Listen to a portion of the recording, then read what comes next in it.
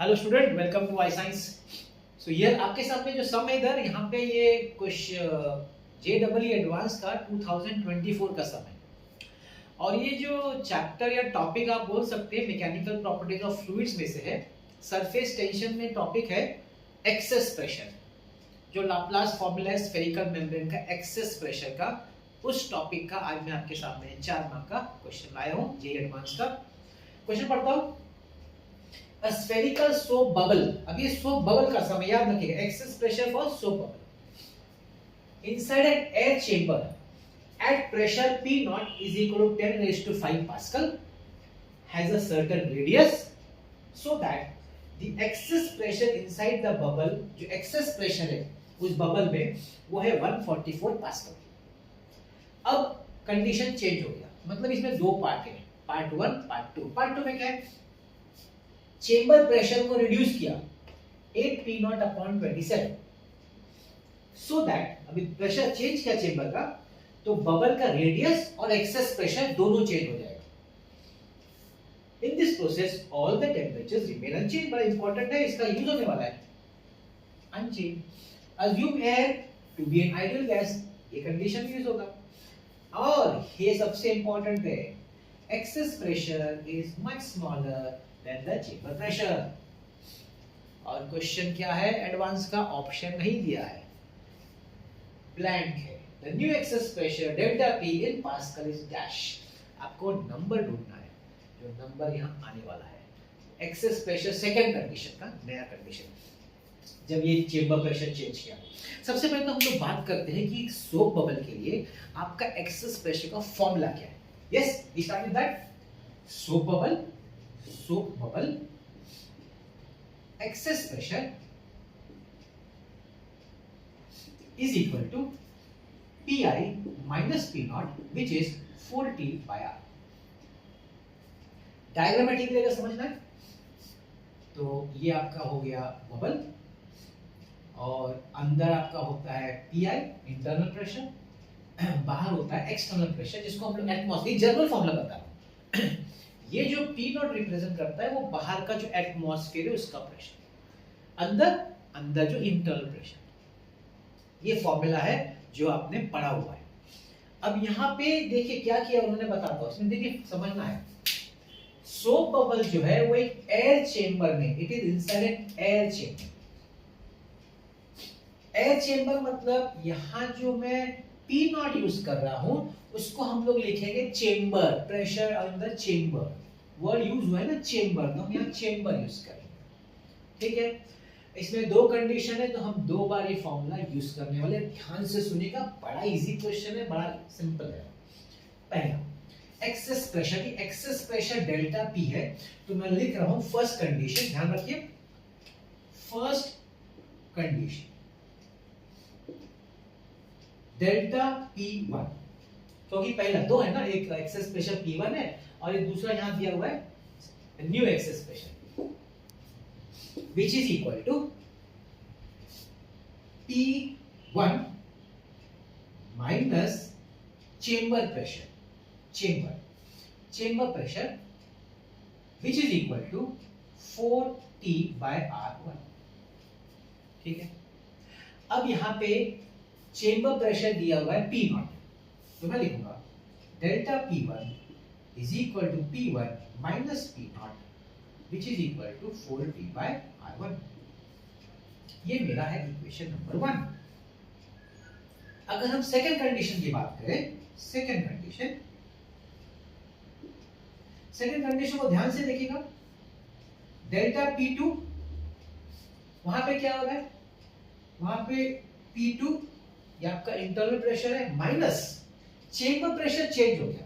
Chamber pressure has been reduced to 8 P naught upon 27, तो P not की जगह पे आएगा 8 P naught upon 27 is equal to, और रेडियस चेंज हो रहा है, उन्होंने बोला है, देखिए उन्होंने बोला है रेडियस भी चेंज हो रहा है। So del 4T upon R2 that is equation number 1। सबसे पहले आपको ये दो इक्वेशन बनाने आना चाहिए। सिर्फ थोड़ा कंफ्यूजन करने के लिए एडवांस में क्या किया है कि एटमॉस्फेयर की जगह चेंबर वर्ड यूज किया, चेंबर। तो चेंबर का मतलब है जो भी फिर चेंबर का प्रेशर होगा, जैसे यहाँ बोला है स्टार्टिंग में चेंबर प्रेशर P नॉट है, वहां पी नॉट लिखा, बाद में बोला chamber pressure 8 P naught by 27 है तो 8 पी नॉट बाय 27 लिख दिया। ठीक, ये दो इक्वेशन पहले आपको लिखना है। अब आगे हमको पूछा है न्यू एक्सेस प्रेशर, मतलब क्वेश्चन याद रखिएगा, हमको क्या पूछा है, हमको पूछा है delta P not, sorry delta P2, new excess pressure delta P2 हम लोग को ये पूछा है, what is delta P2, that is the question. अब अगर आगे देखिए हम लोग, तो देखिए एक क्या कंडीशन बन सकता है, डेल्टा P2 जो मुझे फाइंड करना है अपॉन डेल्टा P1 जो दिया हुआ है, डेल्टा P1 दिया है, डेल्टा P1 अगर आप ध्यान दें तो 144 पास्कल दिया है। अगर मैं डिवाइड करूं delta P2 upon delta P1, ये रेडियस को इनवर्स रेशियो में है, तो यहाँ पे आएगा R1 अपॉन R2, मतलब delta P2 upon delta P1 वो दिया हुआ है 144 is equal to R1 upon R2। ये मुझे एक कंडीशन और मिल गया। अब मुझे R1 अपॉन R2 का रेशियो ढूंढना है, कैसे मिलेगा? देखिए ये क्या बोल रहा है, ध्यान से देखिएगा, ये क्या बोल रहा है, temperature remaining unchanged in this isothermal process. Temperature अगर नहीं बढ़ रहा है तो आइसोथर्मल है, और बोला है कि एयर को आप आइडियल गैस अज्यूम करिए, क्योंकि अगर आपको अप्लाई करना है P1V1 is equal to P2V2 which is isothermal condition, तो आइडियल गैस कंडीशन में होता है, इसलिए उन लोग ने एक कंडीशन दिया है क्योंकि आप अप्लाई कर सके। So applying P1V1 is equal to P2V2, P1।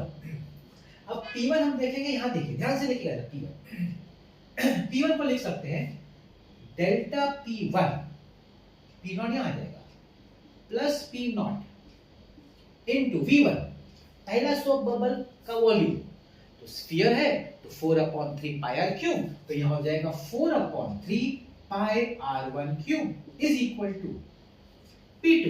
P2 देखिए यहां से delta P2 plus delta P2 plus ये इधर आ जाएगा 8 P0 अपॉन 27 इनटू 4/3 पाई r2 क्यूब, 4/3 पाई कैंसिल। बड़ा मजेदार भी होने वाला है, ध्यान दीजिएगा, delta P1 plus P0 into R1 cube is equal to delta P2 plus 8 P0 upon 27 into R2 cube। अब देखिए चीज दिया है जिसका यूज करना है हमको, क्या दिया है यहां देखिए, excess pressure delta P in both the cases to be much smaller than the chamber pressure। now ये chamber pressure है फर्स्ट कंडीशन में, ये चेंबर प्रेशर है सेकंड कंडीशन में, और ये है एक्सेस प्रेशर। अब ये क्या बोल रहा है कि चेंबर प्रेशर के सामने एक्सेस प्रेशर बहुत ही छोटा है।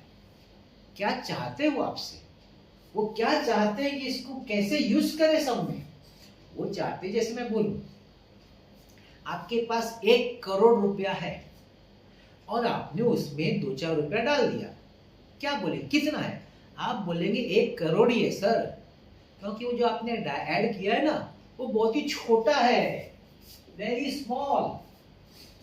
तो अगर एक बहुत बड़ी चीज में आप बहुत छोटा सा चीज ऐड करेंगे, उस टोटल में कुछ ज्यादा फर्क नहीं पड़ेगा।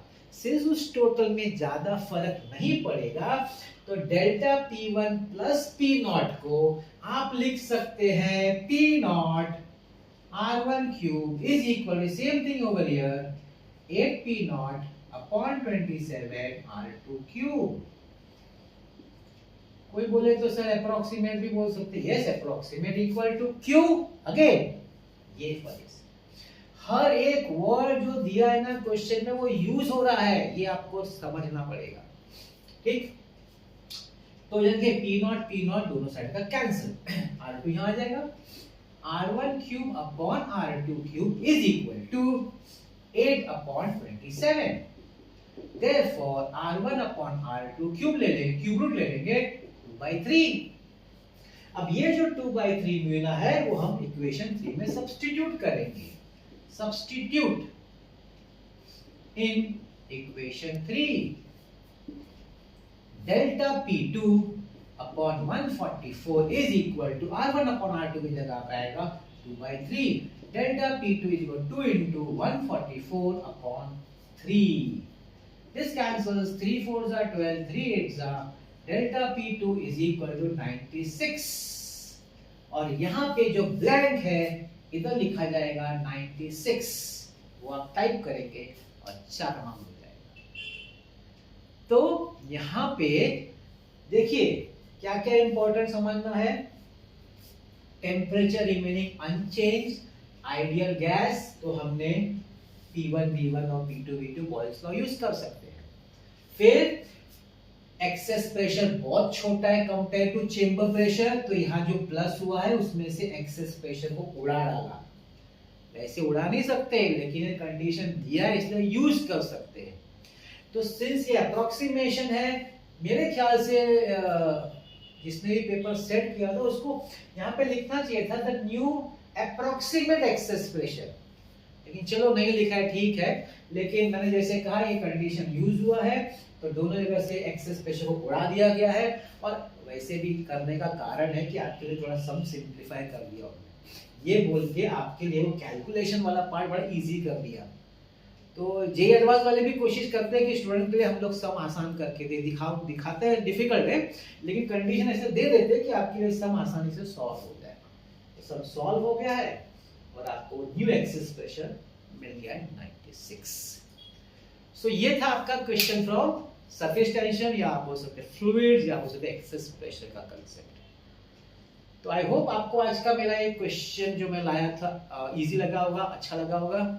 और जैसे कि मैंने आपको हर बार बोलता हूँ, वापस बोलूंगा, चैलेंज करिए अपने आप को, अपने ब्रेन को, आदत डालिए अलग अलग चैप्टर से प्रैक्टिस करने का. उसको एक सिस्टम मत बना दी कि एक ही चैप्टर से कर, अलग अलग चैप्टर से उसकी आदत डालिए प्रैक्टिस करने का. मैंने अलग अलग प्लेलिस्ट बनाया है, सीईटी का है, नीट का है, मेंस का है, एडवांस का है, सब अलग अलग टॉपिक्स इसीलिए उठाया क्योंकि आप अलग अलग टॉपिक्स देखिए. आपको जब अलग अलग टॉपिक देखेंगे आपके ब्रेन को हो सकता है स्टार्टिंग में तकलीफ हो, लेकिन करते रहने से आपकी ब्रेन की आदत हो जाएगी. और जब वो आदत हो जाएगी तब उसका आपको फायदा आपके एंट्रेंस एग्जाम में होगा, जब आपका ब्रेन पूरी तरह से प्रिपेयर्ड रहेगा. क्वेश्चन कैसा भी हो, कोई भी चैप्टर से हो, अपनी तो आदत है अलग अलग चैप्टर से सम सॉल्व करने. याद रखिएगा, भूलिएगा मत. आज का मेरा वीडियो देखने के लिए बहुत बहुत धन्यवाद. मिलते हैं अगले वीडियो में. Thank you very much.